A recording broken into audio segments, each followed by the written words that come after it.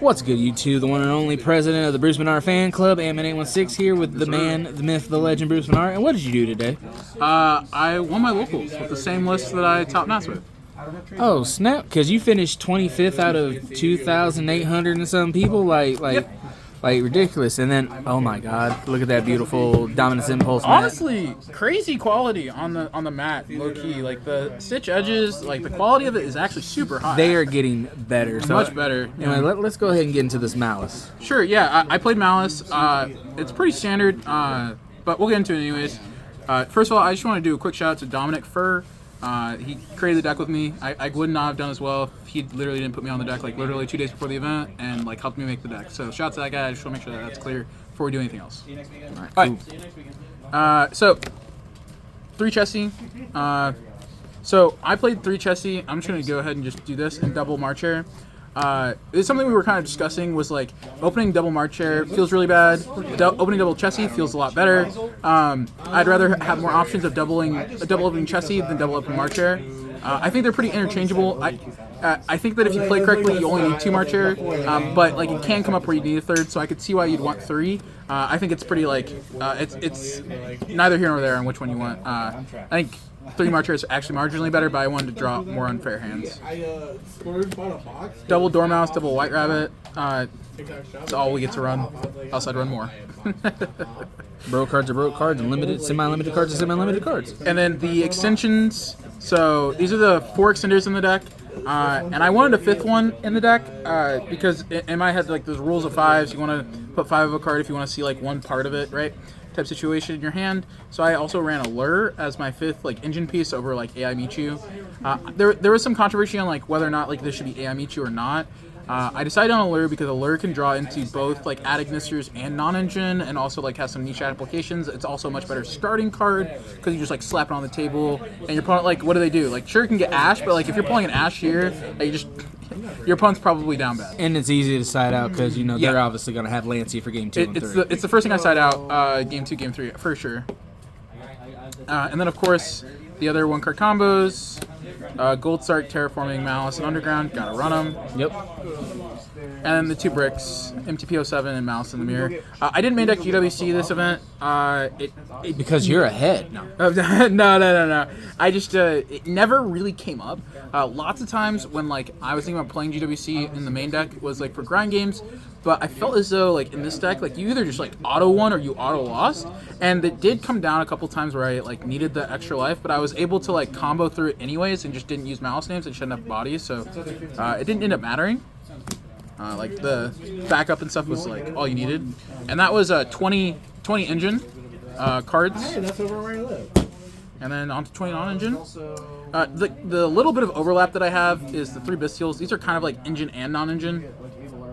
I played a lot of Maliss in Swiss. Like I played against I think 7 Maliss out of my 12 rounds.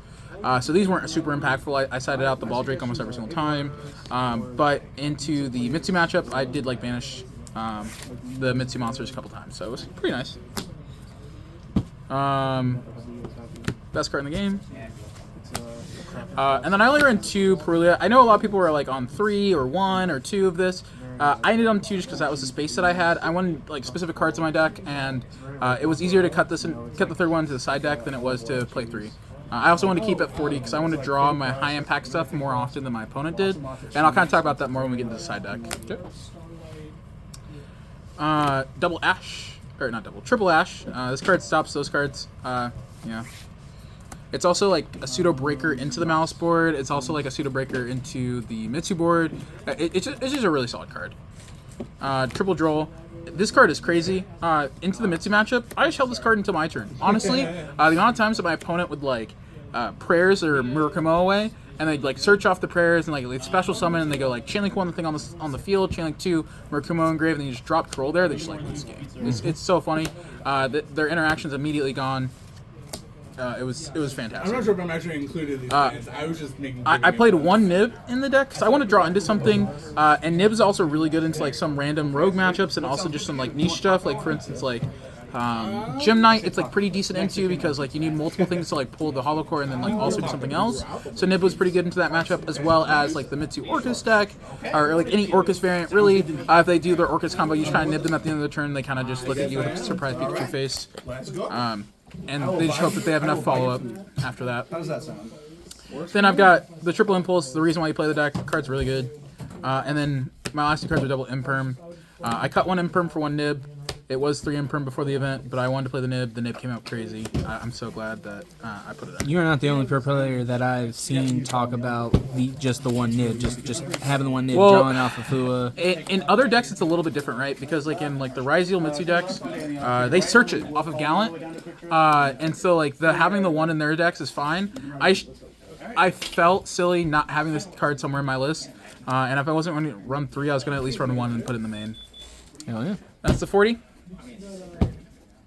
On the extra deck, 1 Lingaribo, 1 Link Disciple. So we had a discussion when we were making the deck, like what should we actually do here, and we ended on 1 and 1 for 2 reasons, or well 3 really. Black Goat is 1. If they Black Goat call Lingaribo, you have another option. The second one was this points down for Firewall, so it like comes up nichely, and it did come up for me. I like Link 3 and then bounce 3 monsters in the Mitsu matchup, and like they just lost the game. Like it was hilarious. Like bounce all their rituals, they had no ritual spell access, so the game was over. And then also it's an extra attribute for access code, which came up for me a lot. Like before I would make access code with like a Link 3, I would just like link off my one body into Link Disciple, and then I just get an extra pop. It was super clean. 1 Almirage for when you open up backup plus a hand trap, and then 1 Link Spider. You have to run this card. It's not even just for Nib. It's like also in the Mitsu matchup or the Orcus matchup. Usually they take the token, but sometimes they leave it on the field for some reason. And when they leave it on the field, you're like, cool, Link Spider. Now I have a Cyberse monster. And then also I have some more cards in the side deck where this comes up crazy. 1 Wicked, 1 Splash Mage. The Link 2s that you gotta run. Along with Dark. This card's crazy. Crazy into the mirror, crazy into the Bestial mirrors. Like if anyone's playing Bestials, you can just like bring back a Magnamut, and then you're like, you have follow up for yourself, which is insane. IP. I wish I kept this card. This card should have been like literally anything else. I didn't summon this card ever. Every time that I got like Charming, because the thought process is like, what, you make this card when you get like Fluid or something. Because it's not an inboard piece, really. At least that's not how I was playing. I know like John Jones and like other players are like ending on like Cryptor plus this, which is fine. That's just not what I'm ending on. It just never came up for me. I'd rather just like give my opponent an extra draw and like put up like a Link 3. Honestly, is what I'd rather do. But yeah, going forward, this is probably going to turn into like a Typhon or Haggard maybe. 1 SP, you gotta run it. This card's crazy. The Link 3s, you gotta play them. And then Access Code, Firewall, and Allied Code. You'll notice I wasn't running Bomber. To be honest with you, I think Bomber's a crazy card. I just wasn't using it effectively. And if I'm not going to use a card effectively, why use it at all? Exactly. Into the side deck, Triple Lancia. I mean, there's no questions there. Yeah. And then I decided to play the Cyframe package over a Thrust package. This was going to be like double Thrust and double Thrust targets. But I decided this was just stronger. I'd rather open up high impact hand traps just like in my opponent's turn than just like try to play like a defensive game, because like the deck's strong enough that it doesn't really matter anyways. I sided this in going first every single time because it's just disgusting. The correct play is to like Lancia during draw phase. If you gamma that, game's essentially over. Or if you activate Field Spell, you have this. If you activate Gold Start, you activate this. The amount of times people like activated Perulia, and I was like, cool, gamma just gets you 2 bodies on the field, which is insane in the first place. But then you can turn your driver into Link Spider. So then you just turn your body into a Cyberse. And then now you just have like a Cyberse extender from your Gamma, plus you have an extra body on field to keep comboing with. So it's just so good going first. And then going second, like these cards are just insane into literally every matchup. Every matchup activates spells, every matchup activates monster effects. Like why wouldn't I just draw like the best cards into literally anything? These cards made my Mitsu matchup like literally, it's the easiest thing ever. You run 5 cards to stop the ritual. If you stop the ritual, the game's usually over. Yep. Yeah. What's that? The third Perulia, I think this could have been just literally anything else. Like, sure I sided it in, but I think it could have been more impactful. Triple mistaken arrest. I'm not even gonna. Yeah, I'm not even gonna. we know. Yeah, that card's the one talents and the one called by. I cut these from the main deck. I was running like 42. I wasn't running the allure. Like this was allure for a while. This was allure for a while. But I ended up having like side deck space, and I was like, you know what? I might as well just put these in my side deck, and then I was able to run all the cards in the main that I wanted to. These cards were crazy every time I drew them. Didn't draw them often, but the one GWC for time and for going first. I always cited this in going first because it just makes your end board better, and it helps you play through things. And also the life points do matter, especially game 2 when people don't really know what you're on, or now know what you're on. You want to make sure that you can grind. And then the biggest mistake of the extra deck or the side deck is Shatos.